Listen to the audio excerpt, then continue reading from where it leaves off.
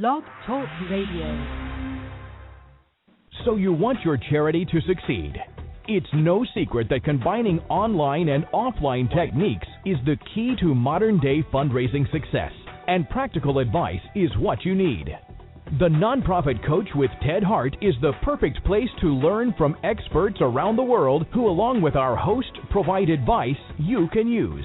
Ted Hart is without a doubt one of the foremost nonprofit thought leaders. Also a successful author, his books cover a broad range of topics from major gift fundraising to use of social media and how to succeed online. Ted lectures around the world, but now he's here for you. From the latest in charity news, technology, fundraising, and social networking, Ted and his guests help you maneuver through this economic downturn in the charitable sector to greater levels of efficiency and fundraising success. Remember, this is a live call-in show. Become part of the show by adding your voice. Call now at 347-324-3080. After the show, you can find all our podcasts at tedhart.com. Just click on radio links. Don't forget to dial 347-324-3080. Now, welcome the host of the Nonprofit Coach, Ted Hart. And welcome here to the latest edition of the Nonprofit Coach. Today is May 1st, 2012, May Day. I am coming to you live from the national headquarters of the Charities Aid Foundation of America. As always, here on the Nonprofit Coach, for those of you who are familiar with the show, you can call in, as the announcer said, at 347-324-3080 when we get to our Page 2 expert. You also can join us over in the chat room, or you can email me your questions at tedhart@tedhart.com. As always, here on the Nonprofit Coach, we always start the show off with Page 1 News.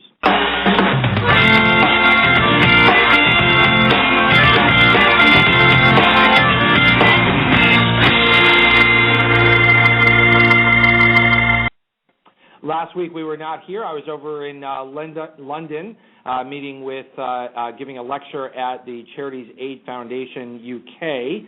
But the week before that, I have a little bit of a news regarding the show that we had on Tuesday, April 17th. Ken Berger was here celebrating the 10th anniversary of Charity Navigator. Turns out that was the second highest rated nonprofit coach radio show ever in history. So congratulations to Ken Berger and Charity Navigator for piquing so much interest of our audience here on the Nonprofit Coach. Of course, we invite you back anytime you have further news. As always, here on the Nonprofit Coach, you can follow along with the radio links at tedhart.com. Click on radio links. You'll find the yellow highlighted resources button. You can sign up for our newsletter also right at tedhart.com. Just click on newsletter. Make sure that you get all of the updates regarding this show. Over in the radio links today, you'll find news from the Seattle Times. Tomorrow is a big day in Seattle. One of our partners here at the Charities Aid Foundation of America is Seattle Foundation. They have their second annual Give Big event that will use technology to promote philanthropy in a day of online donations. Seattle's success in technology and philanthropy will converge tomorrow as they bring this event back to Seattle with the focus on helping more than 1,400 local nonprofits raise money and raise awareness through online donations. Good luck to everyone over at the Seattle Foundation, and I think next week here on the Nonprofit Coach we'll have someone from the Seattle Foundation here to let us know how it all goes. Good luck in Seattle tomorrow with Give Big. Big news in the nonprofit sector. You'll also find over in the radio links that Convio has been sold to Blackbaud, a good friend of ours here and a good friend of mine for, I think, nearly a decade. Vinay Baguette is the founder of Convio. He is live here on the Nonprofit Coach. Vinay, congratulations on building such a successful company that really has become an icon for online fundraising. Welcome here to the Nonprofit Coach. Thank you, Ted. Vinay, this has been a labor of love for you. You had a vision early on about online giving. Tell us about how Convio became such a big success. Ted, I think the key was that we believed online engagement was going to transform how fundraising occurred, and we were always sort of very research-driven in how we approached our market and developed our products, starting with the interviews that I did back in 1999 before launching the company, through to, on an annual basis, doing benchmark research, trying to understand directly from donors and constituents what they wanted to do in terms of online engagement with nonprofits, and try to really drive change in the sector through both provisioning technology, sharing research, and just like you, evangelizing the need to change business practices and adopt the web as part of your marketing mix. Well, you were quite successful in doing that, and not only did you build a successful company, but you also were very active in the nonprofit sector. For our listeners who may not know, you were one of the founders of the E-Philanthropy Foundation, an organization that a bunch of us got together and started putting together in 2000. It came on the market 2001 with our first book, Fundraising on the Internet, the E-Philanthropy Foundation's Guide to Success Online. Can you remember all the way back there, more than a decade, what the promise looked like, and could you have possibly envisioned where things would be today? You know, it was an interesting time. When I started Convio, only about 15% of the organizations I kind of talked to even had any kind of web presence. And those websites back then were pretty much brochures. A handful of large organizations like the World Wildlife Fund had invested in a more robust presence, but had needed to spend a lot of money in order to kind of get those sorts of capabilities. So the epiphany I had back then was someone needed to sort of be the Henry Ford of internet technology and provide a low-cost, packaged way for organizations to kind of get online in a meaningful way and engage their constituents.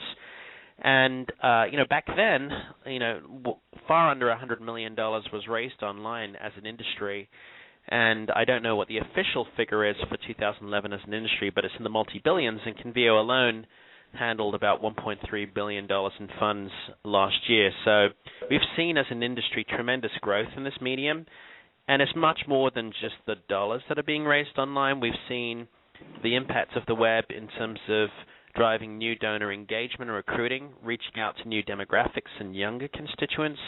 We've seen the ability for constituents to share their own passions by recruiting others to the cause. We've seen the potential of the web for advocacy as well, and it's been just really fulfilling for me to see the change that we hoped would actually occur in our sector, and see just a lot more engagement of donors as a result. Yeah, the official numbers that we put out each year, most recent numbers, $17.65 billion in the U.S., $34 billion around the world. 2011 figures will be out in June. You folks have become a significant player in that space. 11 years in, I think, is it 11 years for Convio? When was Convio actually founded? I launched the concept in early 1999, so it's actually almost 13 years now. Okay. But the company was first funded in November of 1999, and our products came to market in July of 2000. Okay. So about a year ahead of the E-Philanthropy Foundation for Convio. So all of that time, certainly we've all learned a lot. There were lots of people who thought the Donate Now button would be the be-all and end-all. We've learned that it's all about relationships and much more about engagement. So from your perspective and all the research and all the very wealth of experience that you have, what's the future hold for online digital engagement for charities? I mean, I just think, just like the theme of your show, the future is really integration. Online engagement remains an important and growing part of the mix, but it needs to be done in concert with other cultivation strategies, be that one-on-one relationship development, physical events, and certainly direct mail and telemarketing exist as substantial channels still today. And so I think the essence of success is being donor-centric, understanding that different facets of your audience may want different engagement. A younger individual may want a more online-oriented approach versus sort of an older supporter, and really understanding how the donor wants to engage, both in terms of medium and frequency and theme of content. That's the art here. And then using technology strategically to get closer to the donor, to understand what's important to them, how do they want to be engaged, how can they best help you, and then using data derived from your interactions with supporters to architect the most optimal engagement strategy. And Vinay, I think what you're saying is something that you and I have been saying for more than a decade, and that is there really is no cookie-cutter approach. This takes real strategy. This takes real integration. This takes real know-how. You can learn to be successful online, but it's something that is a skill like any other skill in the nonprofit sector. Is that not right? Indeed, and I think the new skill that needs to be developed as an industry is just the emphasis on integration. I think as pioneers in the online space, there was a lot of room to grow online marketing unto itself as a silo. I think the epiphany that we've collectively had in the last 5 years has been that online needs to be integrated effectively with other channels in order to optimize results. And there's a new science that's frankly emerging around how to make integration happen. What metrics do we need to understand that may be different than online metrics alone? What business processes do we need to institute to drive, again, cross-channel engagement? And how do we as organizations need to organize our staff and goal them in order to create the right behavior and drive, again, the most optimal relationship with the donor? Excellent advice for any charitable organization. Vinay, you have tweeted that your final day with Convio is this Friday, May 4th. What comes next for Vinay? I am an entrepreneur at Hart and have thoroughly enjoyed trying to be a change agent in the nonprofit sector for the last 13 years, and also at the same time be part of building a successful business that employs close to 470 people. I love creation. I love the creative process, and I intend to create another company and hope to drive change in another way, in another sector. I'd like to stay engaged in the nonprofit sector, just as a volunteer and certainly as a donor moving forward. But I'm planning on creating a new company, and you'll hear about it in the next few months. Well, Vinay, I look forward to having you back here on the Nonprofit Coach. Of course, you're always welcome here as a guest, and we hope that you'll bring the good news of what you do next and the energy that you bring to whatever you do back here to the Nonprofit Coach. Please come back soon. Thank you, Ted. That was Vinay Baguette. He is the founder of Convio, now sold to Blackbaud, a true innovator in the nonprofit sector, and always a pleasure to have here on the Nonprofit Coach. Next up here on the Nonprofit Coach, big news coming out of Toronto. This is the third year of the Digital Leap Conference, having held that conference in London for 2 years. My partner in that process is Stephen Thomas Group, Neil Galliford, who heads that up. Neil, welcome back here to the Nonprofit Coach. Wow, do we have big news coming out of Toronto for Digital Leap this week? Yeah, Ted, it's great to talk to you. Thanks for having me on. The conference, we're getting all geared up for it. There's a lot of excitement around here. It's going to be on Thursday, May 3rd, here in Toronto, and I have to tell you, we were sold out more than 2 weeks ago, but we are able to take a few more people. We were able to expand the capacity of the conference slightly. Yeah, that was really nice of the folks over at the Art Gallery of Ontario to work with us to allow us to get a few more folks in, because we had a long list and a growing list of people on the wait list for this conference. We certainly did, and so I can announce today we have something around 12 seats left, just 12 seats left. So if anybody listening wants to get involved and be able to come to this great event, they should go to digitalleap.org and see if they can pick up one of those last 12 seats that are available. Just 12 expansion seats for this year on an ostensibly sold-out Digital Leap.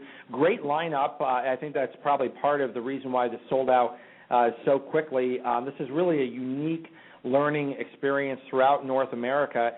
Tell us just very briefly why people should snap up those last couple seats. Well, we've got just about everything that's important in online marketing and fundraising. We're starting with a plenary from Mark Davis, who's the Director of Technical Solutions at Blackbaud, and he's going to be talking about the importance of peer-to-peer fundraising. And that's bookended by the end of the day when we're going to hear from Corey Clem, who is the digital strategist with Movember, which is probably one of the most successful events ever created for fundraising, and depends very much on digital assets. So in between, we're looking at social media. We're hearing from organizations like World Wildlife Fund and Coca-Cola, from the Canadian Diabetes Association with a couple of case studies. You're speaking, Ted. Of course, that's always great, and you're always very popular and always have new things to say. We're even going to be talking about something called Pinterest, which is so new that there might be people out there who don't even know what it is. Yeah, and we've covered that here on this show, but what a great opportunity to come and actually learn about Pinterest and what it means to the nonprofit sector. So we want to encourage everyone within travel distance to Toronto to make sure that you get up there on May 3rd. Of course, I'll be there. Looking forward to seeing Neil Galliford and all of our good friends of Stephen Thomas, the wonderful work that you folks do. This has been a great partnership 3 years in. Look forward to seeing you, Neil, up there on Thursday.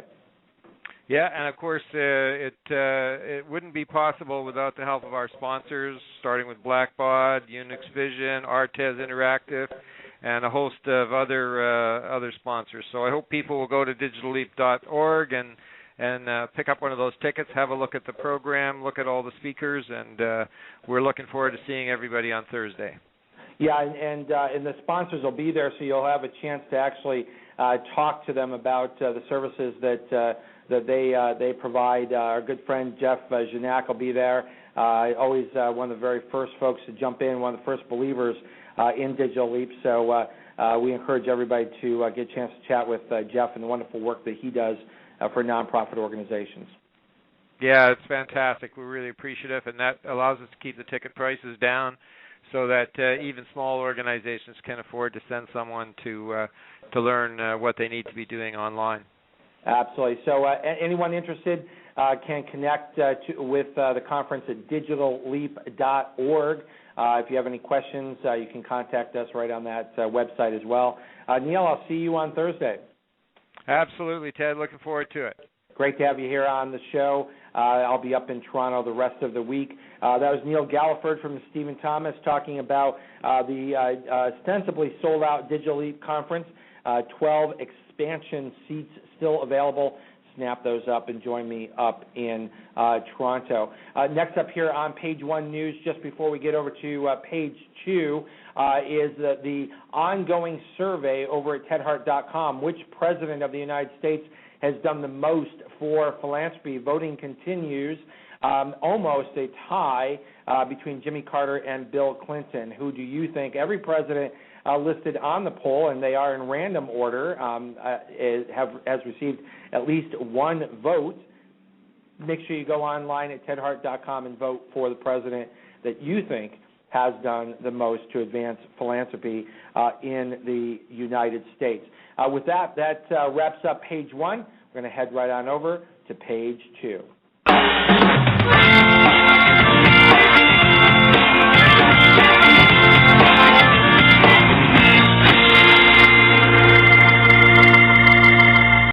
It's my pleasure to welcome here to the Nonprofit Coach, Norm Olshansky, who is the president of NFP Consulting Resources. His firm has served the nonprofit sector since 1996. His consulting practice has included strategic restructuring, major gift campaign planning, on-site counsel, board development, and direction for multi-organizational, collaborative, capital, and endowment campaigns. That is no easy task, but Norm is one of the best in the world on these topics. His clients have included both large and small foundations, social science, social services, health, cultural, and faith-based organizations ranging from national to local healthcare organizations, just a host of organizations throughout the United States, Canada, and Israel. In addition, he serves as a senior consultant to the Bob Carter Companies. He's an active member of the Association of Fundraising Professionals and was named Social Worker of the Year by the Oakland County, Michigan chapter of the National Association of Social Workers. In addition, he has been a frequent lecturer at universities, authored syndicated columns, and for the purposes of today, he is an author, and he has authored a new book, You and Your Nonprofit, Practical Advice and Tips. Welcome here to the Nonprofit Coach, Norm Olshansky. How are you? Great. It's a pleasure to be with you. Terrific book. Not easy to pull together a book of this magnitude covering the scope that you have covered. So we really want to get into all of the practical tips and advice that you have pulled together. But before we do that, tell our audience a little bit about your partner, CharityChannel.com, how this book series has come together, and where does you and your nonprofit fit? Well, for many years I was a participant, like hundreds of thousands of other people, on Charity Channel, and I noted that there were a lot of really helpful articles that were being written that would come out in their little e-blasts and newsletters and the like. And I approached Steve Nill, the founder of Charity Channel. I said, you've got a great resource here. Over years, you've had some terrific articles. Have you ever thought of putting it all together in a book or to do something that would really cover the breadth of terrific things that are happening online? And his response to me, like whenever you bring up a good idea, well, would you do it? Right. So I said, well, I had not previously been involved in the publishing of a book, although I've done a lot of journal articles and publishing for magazines and the like. And I did not think I was up to it. And he said, well, I have somebody who's very experienced in doing books and could be a co-editor with you and could really help you get this thing launched. And that was Linda Lysakowski. That was the wonderful recommendation. Linda and I are partners on this book. We are co-editors, and we are also contributing authors. It was a terrific challenge, but one that ended up with just a great product, which I think has been really helpful to those who've had a chance to get hold of it. Well, Linda has been a guest here on the Nonprofit Coach back last November. Very popular show, and always has a lot to add to the nonprofit sector. The two of you co-edited this book. What does that mean? Does that mean that you've got other authors involved with this book? Right. We have about 43 authors from around the globe, from Australia, Great Britain, Canada, as well as the United States, who have contributed articles to the book. Now, when we put out a call for articles, there were certain criteria that we had, and we had several hundred submissions of articles, and we narrowed it down to the 43. We also put together a panel of experts, national thought leaders in our field, who, with us, once we did the preliminary screening, reviewed all articles to make sure that it met the criteria that we had established, which was, one, that it had to be something that was practical, replicable, concise, best practices and or innovative in approach. So all of those criteria went into each of the articles. And in this book, you cover quite a range of topics. How did you choose which ones would be covered to pull them together in this book? Well, we originally said we wanted to focus on basically three broad areas within the nonprofit sector in terms of operations and leadership. So basically it was leadership and management was one area, governance was another, and then fundraising was a third. Within the governance and operations, we also got involved in financial areas, and we were so pleased to have your article that was included on online issues, online fundraising, and social media medium. So we're really thrilled to have the quality of people who participated. Your host on your last show, and thank you for inviting me, and thank you for doing such a wonderful job in editing and pulling together my piece to fit to the vision of the overall book. I do want to just a programming note for all of our listeners here. Linda Lysakowski will be back here on the Nonprofit Coach on a very special edition, so mark this on your calendar. It is not a regular day. It will be Wednesday, May 30th. The Nonprofit Coach is typically on Tuesdays, but because of the proximity to Memorial Day that week, we did not want Linda to lose any of the punch of our audience, so we wanted to put a buffer day in there so that people could make sure that they don't miss Linda Lysakowski right back here on the Nonprofit Coach, Wednesday, May 30th, 12 noon Eastern. So, Norman, working with Linda and pulling this together, what I'd like to do is we're just going to have a brief reminder and a little notice here on the show. When we come back, if you can start sharing with us some of the best practical advice and tips that came out of this really wealth of authors that you've brought together here on the show. We'll be right back after this. Remember, our podcasts and archives are always available 24 hours a day at tedhart.com. Click on radio links. If you're listening live today, the phone lines are open. Call in and ask a question by dialing 347-324-3080. Now, back to the Nonprofit Coach with Ted Hart. Before we head back with Norm Olshansky, who is our page 2 expert today and the co-author of You and Your Nonprofit, Practical Advice and Tips for Nonprofits, we do want to draw attention to tedhart.com and the books that we have in our bookstore. We're very pleased our partner Amazon.com has chosen at this point every one of the books are now on sale. It's the first time that every single one of the books have been on sale at the same time. So you can click on books, go to the bookstore, and any one of those books are available on sale through our partner over at Amazon. We're back now live with Norm Olshansky. He is the co-author with Linda Lysakowski, or co-editor rather, with Linda Lysakowski of You and Your Nonprofit. Norm, you must have just seen a wealth of information come in through all of those drafts. What impressed you most?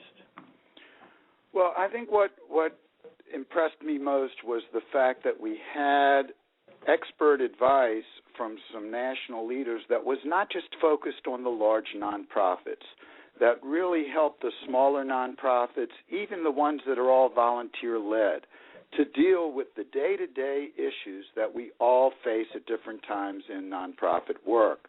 So whether it would be the relationship between the board chair and the executive director, or whether it would be issues of how do you develop a board that's really going to get involved in fundraising, or whether it's issues related to, in larger organizations, breaking down the silos that get developed. There were just so many different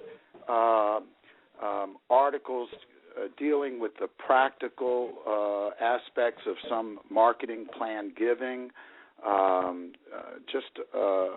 again, online work, financial issues, and accountability. So I think the thing that impressed me the most was the diversity of nonprofits, and how, while a lot of people focus primarily on the relationship building, that there's a heck of a lot of science that's necessary to be successful, and there needs to be the combination of the two. And I think that we find over and over again. The other thing that I think was very helpful on the science side is a lot of people instinctively jump in and say, oh, we've got to do this, let's go ahead, and they start a marketing campaign and whatever, and really haven't put together the type of business plan or the sequence of events that are necessary to bring about a successful conclusion, whether it be to a service or mission-driven activity, or for fundraising, or even in terms of just prospect identification. So the science end of it, combined with the relationship, combined with the differences based on size, history of the organization, a lot of issues we dealt with in the book around founder syndrome. It just is a broad swipe of short, concise, how-to articles dealing with all these different. You're really focused in this book on the day-to-day issues that confront nonprofit leaders and professionals. What do you think some of the issues today that charities need to be addressing, but maybe need this book to help them sort things out? Number one is the changing patterns of leadership. Nonprofits have historically been identified volunteer-driven organizations, and more we're seeing volunteers looking for the staff to drive the process. So finding the right balance and the relationships and engagement of volunteers, and also the changing attitudes of donors and funders.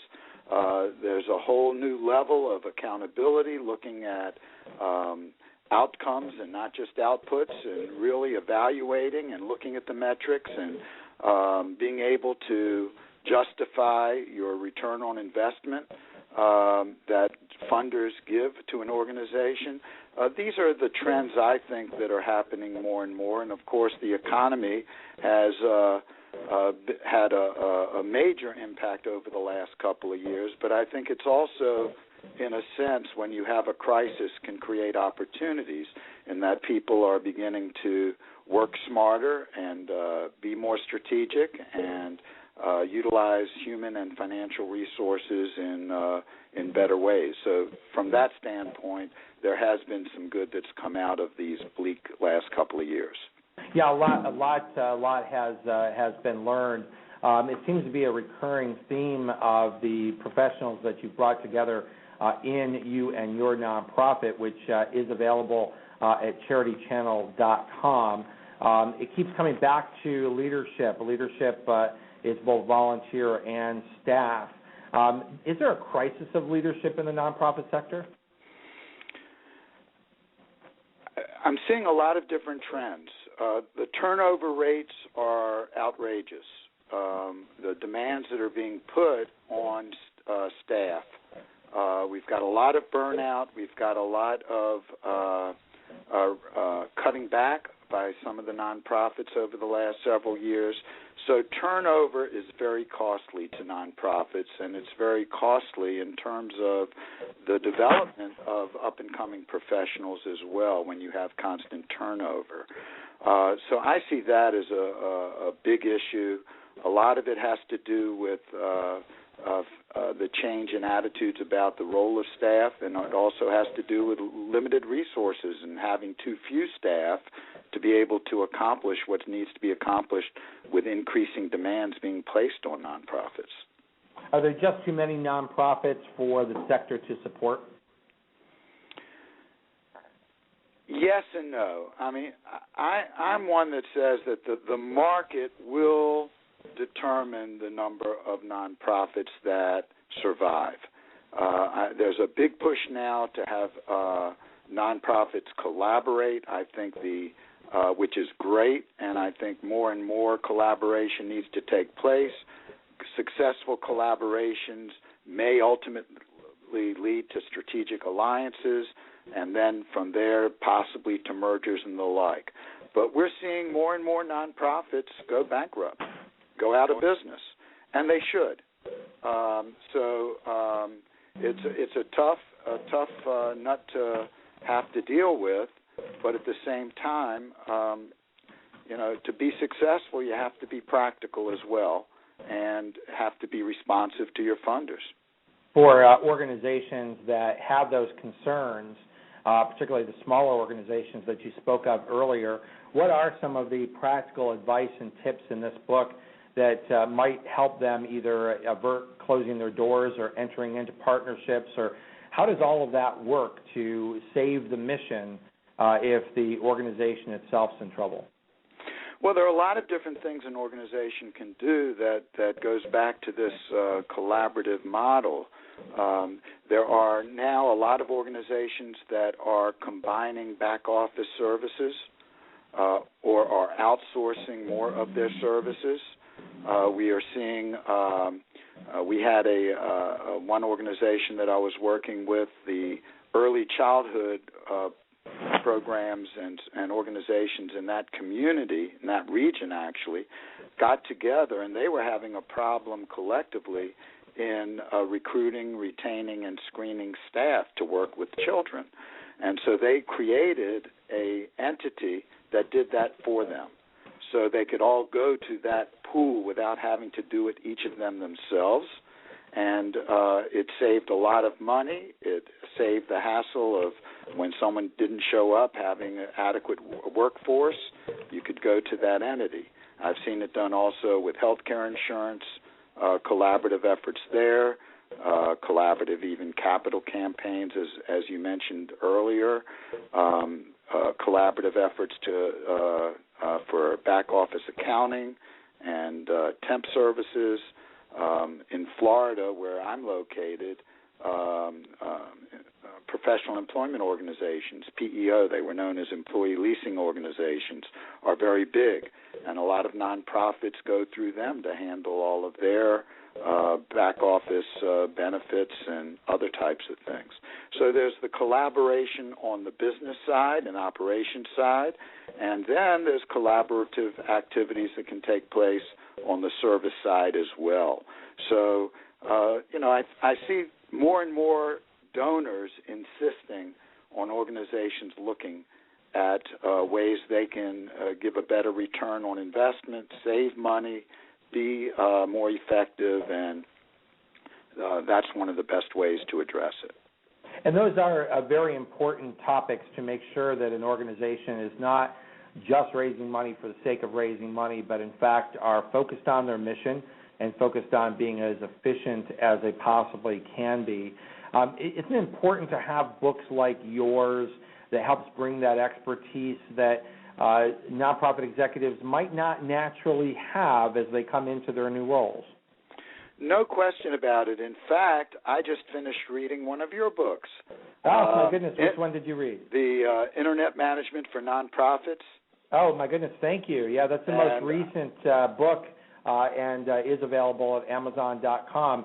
What came out of there that might have relationship to you and your nonprofit? Well, it's interesting.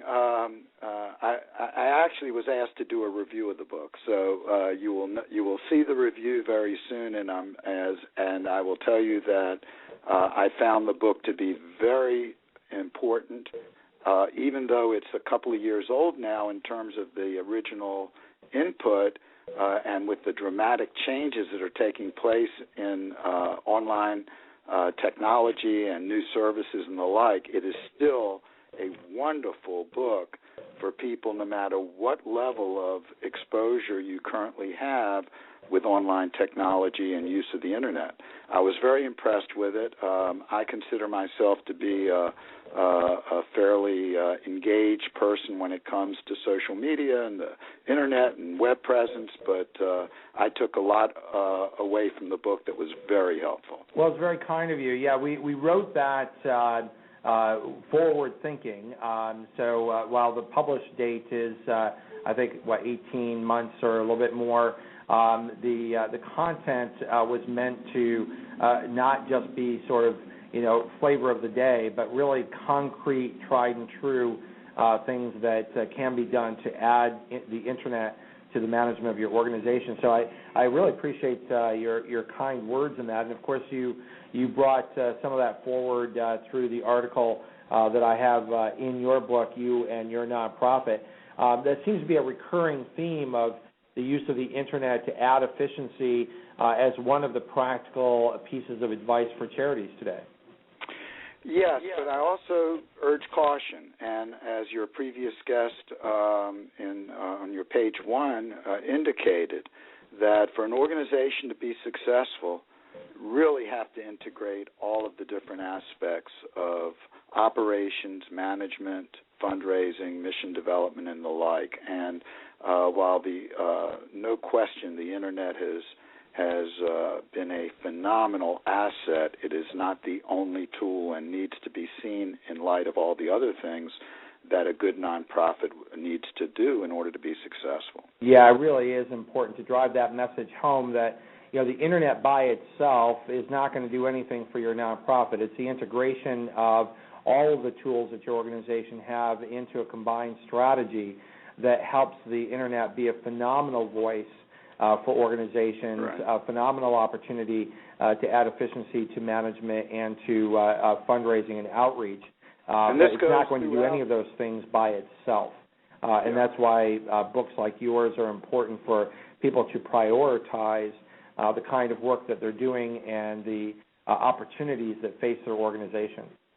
Yeah, it's really important that organizations have an integrated approach with everything they do. Too often you see the financial people don't talk to the service people, who don't talk to the marketing people, who don't talk to the fundraising people. And even within the fundraising departments, oftentimes the planned giving is separated from the annual campaign and the capital campaign. So, all of the things that we are doing now in our consulting with nonprofits is how do you bring all of these things together under concerted strategy that's going to get you where you want to be. And even in terms of the terms like total financial resource development and making one ask to your major donors instead of going to them 5 times during the year for sponsorships and for annual campaign and for all of the different types of things that come up during the year. We've got some big shows coming up here on the Nonprofit Coach. Norm, I want to share with our listeners just a reminder for those of you who have been with us for a while, we do have a summer hiatus coming up. The Nonprofit Coach goes into summer hiatus in the months of July and August, but we are jam-packed with fantastic experts here on the Nonprofit Coach between now and then. As I mentioned, Norm, next week, Pat Pasquale from the Foundation Center is with us. She has always been one of the top-rated presenters here on the Nonprofit Coach, so all things about grant writing and getting that money in the door for your organization comes directly next week here on the Nonprofit Coach with Pat Pasquale. Now, after that, May 15th, Tuesday, May 15th, right here on the Nonprofit Coach, quite a get for us, is Julia Ingram Walker is here with her book, A Fundraising Guide for Nonprofit Board Members. So that's a very important book and brings us right back to the AFP Wiley Nonprofit Internet Show right here on the Nonprofit Coach. So that AFP Wiley partnership is so important to us. Norm, here on the Nonprofit Coach once a month, we have the Green Show. This is to help nonprofits become more green, environmentally sensitive. That show this month is on May 22nd. Amy Frankel is going to be with us. She is the Director and Regional Representative of the United Nations Environment Program Regional Office for North America, so quite an important person here right on the Nonprofit Coach. And that brings us right to that very special placement of Linda Lysakowski's show, which is instead of on a Tuesday, mark your calendar, she'll be with us on Wednesday, May 30th. So that rounds out the rest of this month of May, we're right back here with Norm Olshansky, who is the co-editor of You and Your Nonprofits, Practical Advice and Tips for Charities, looking into the future here for organizations the rest of this year. Still a tough economy. What are some of the best tips that you have for charities to be able to turn things around and to grow in a tough economy? Planning and leadership, getting your leadership geared up, being positive, doing what you do best, but strategically focused on how to best take yourself to the next level. I think this is the greatest time to be completing any sort of long-term planning that you have so that you are prepared as the economy gets better to take advantage of it. We're actually seeing an improvement. I think this is going to be a positive year for philanthropy, and those organizations that are out in front and are using their relationships to the best way possible are the ones that are going to succeed. But then it all comes down to human resources. It's your leadership and your staff that are going to be the ones to make it happen. Yeah, absolutely. I can't agree with you more. Norm, over at p2pfundraising.org, which is our public education site connected here to the Nonprofit Coach, there's a direct link to our LinkedIn discussion group, People to People Fundraising, over on LinkedIn. We now have 1,721 plus members, and that's an opportunity for listeners of this show to get together, share ideas, and ask questions of each other. That's certainly something that you've been quite active with Charity Channel, and really is one of the genesis of this book, is that a lot of the folks that you brought together have been regular contributors to online learning. Isn't that the case? No question about that. That was our original group that we reached out to, and then we brought in others as well. But Charity Channel was really the focus for this, and CharityChannel Press, which now has, I think, almost 8 or 10 books out already, is making a big contribution to the field as well. By the way, the book is available at all major booksellers, in addition to Charity. Yeah. So it's available at charitychannel.com, but also in other venues as well. Yeah, so Amazon, Barnes & Noble, any of the major booksellers have it. That's terrific. That's terrific. We're going to take just a real quick information break. When we come back, Norm, I was wondering if you'd just share a little bit about your consulting practice, your approach to consulting, and the sorts of things that you provide that wrap around this wonderful book that you've brought to the nonprofit sector. We're just going to share some practical, efficient advice for our listeners. Every day, millions of people are online, many of whom want to help, volunteer, and donate to a good cause. Nonprofit organizations can use many Google tools to reach potential donors around the world and raise more money. And as an approved nonprofit, it doesn't cost a thing. It's all free. Google Grants helps you promote your website with free advertising on Google.com through the AdWords program. With Google AdWords, you create ads and choose words or phrases related to your nonprofit organization. When people search on Google using one of your phrases, your ad will appear next to the Google search results under the Sponsored Links section. AdWords allows you to target certain geographic areas, dates, and times of day for your ads to appear. YouTube for Nonprofits is another tool that can boost donations to your organization. The program offers a number of perks that get your message out there and drive viewers to take action and donate. You can list your organization on YouTube's nonprofit channel and add call to action overlays on your videos to drive viewers to donate. Need help analyzing your website traffic and marketing effectiveness? Google Analytics is a free tool that will give you rich insight and help you increase the number of people that visit and donate to your site. Google Analytics can be invaluable to many people in your organization, such as development directors, marketing staff, and your web team. There are many other tools that can help you reach more donors and raise funds, like Google Checkout, where you can process credit card donations with no transaction fee, Google Sites to create a free website, and Website Optimizer, where you can figure out the best landing pages to turn site visitors into donors. To get started, apply for Google for Nonprofits today. Those are some practical tools that are available for nonprofit organizations to succeed online. And with us today is Norm Olshansky, who is the co-editor of a book to bring practical advice and tips entitled You and Your Nonprofit. You and Your Nonprofit seems to suggest a relationship between whom? The nonprofit managers and the charity, or donors and charities? Well, I think the book was written both for volunteer leadership as well as professional leadership in nonprofits. So the whole idea is whoever's reading it and whatever nonprofit they're involved in, it really is the connection between the person and their volunteer or professional work in the sector. And what kind of relationship do you think is the healthiest and the most productive? Well, it's a partnership, and that's the whole thing. The partnership between the volunteers and the staff who share a mission for what the organization does and are working together to make it happen. And, of course, as I'm sure you've covered many times on your show, there are specific responsibilities and different areas that are appropriate and are assigned to volunteers, and that which is assigned to staff.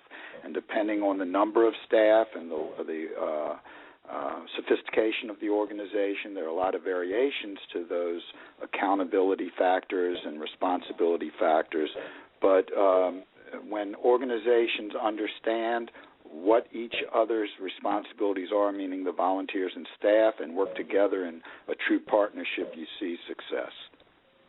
And it is that kind of partnership that brings success. There are very few examples of where you don't need a strong board to work with a strong executive director. It really is a partnership that makes a big difference, isn't it? Definitely for the successful organizations, that's been true forever. I mean, that's what makes it happen, because that's what makes it a nonprofit and a mission-focused organization. Say that again, mission-focused organization. We've talked about that quite a bit here on this show, and it seems that sometimes what happens for charities is we get in such a mode of just running what has been there that we lose sight of the fact that there is a mission that really is the underlying pinning of why the organization exists in the first place. Yeah, and so often the people you're talking to are board members and staff who so much of their time is dealing with the issues and challenges that are faced by the organization, and they don't always spend enough time focused on what everything they're doing is accomplishing and what the reason for what they're doing is to accomplish.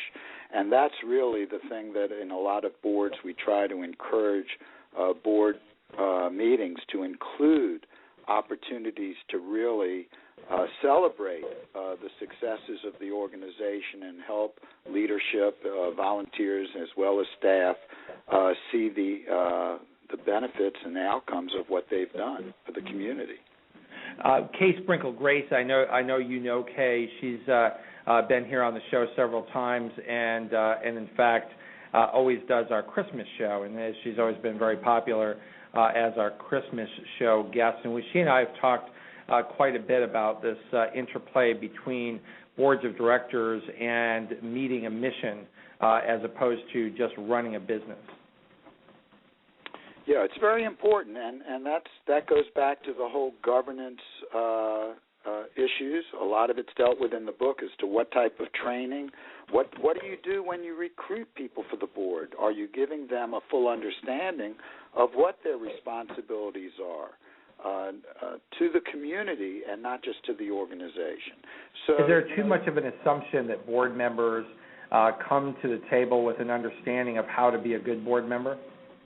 Absolutely. In fact, in our consulting practice, we encourage organizations to establish contracts with board members so that there's a clear understanding of what the expectations are before they come on board, that there's a thorough orientation for board members, that there are workshops for board members, that the board members are fully understand the nature of the organization and what it does, even if it means that where there are multiple sites and the like, having tours for board members where they go and visit all of those sites and understand what's going on in a more practical way.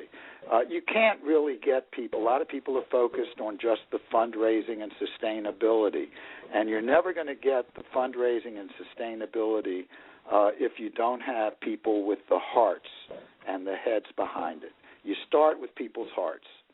You then intellectually deal with their head, and only after that can you deal with the funding and what we call the pocketbook.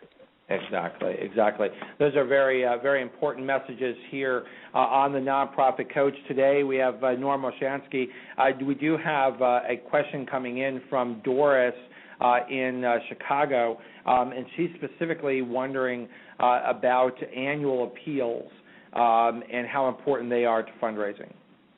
Absolutely critical to fundraising. Your annual appeal is what is your way of keeping your donors connected, and it's a way of making sure that you have the operating income to sustain the organization. And the way you enhance that and sustain it is what you do between the asks. When an annual campaign is strictly the once a year asking people for money, you're losing a lot of the benefits of what an annual campaign can do, because there's ongoing recognition and education and engagement. Your people who contribute long-term to an annual campaign are your best prospects for planned giving. There's just so many things that make an annual campaign important and critical to the life of an organization. Major donors now many are focused on project funding or field of interest funding.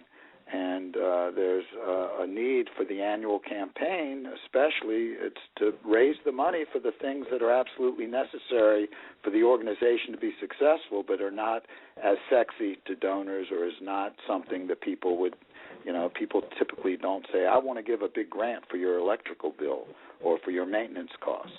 So right. The assumption is that you're managing that part of the business very well, but it doesn't mean that things, are not able to be funded as part of a bigger vision. Exactly. So, you have to always, and this was said in your page 1 discussion, you always have to target your market. And even in an annual campaign, you've got a lot of different constituencies with a lot of different interests and backgrounds and relationships to the organization. So the more you're able to get down to the targeted aspects of working with each of those constituencies, the more successful you'll be. A lot of organizations are too small and don't have the resources to do a lot of that, but whatever you can do in that direction will be of benefit. Norm, as it always is the case here on the Nonprofit Coach, the show goes much faster than we would like it to. I could chat with you forever, but before we end, we have just over a minute left here on the show. How can our listeners reach you? Right. There are 2 ways I would suggest. One, for a sample of some of what some of these articles look like. In addition to editing, Linda and I both are contributing authors and have several articles. I have a blog which you can go to, nfpconsulting.blogspot.com. That's nfpconsulting.blogspot.com, or to our website, nfpconsulting.com. That's terrific. Norm Olshansky, the terrific co-editor of you and your nonprofit, Practical Advice and Tips. Thank you for being our guest here on the Nonprofit Coach. My pleasure, and thank you for having me, Ted. You bet. We'll be right back here next Tuesday with Pat Pasquale from the Foundation Center here on the Nonprofit Coach. You've been listening to the Nonprofit Coach Radio Show with Ted Hart. Tell all your friends to check out our production schedule and download our iPod and iPad-friendly podcast at tedhart.com. Thanks for listening to the Nonprofit Coach.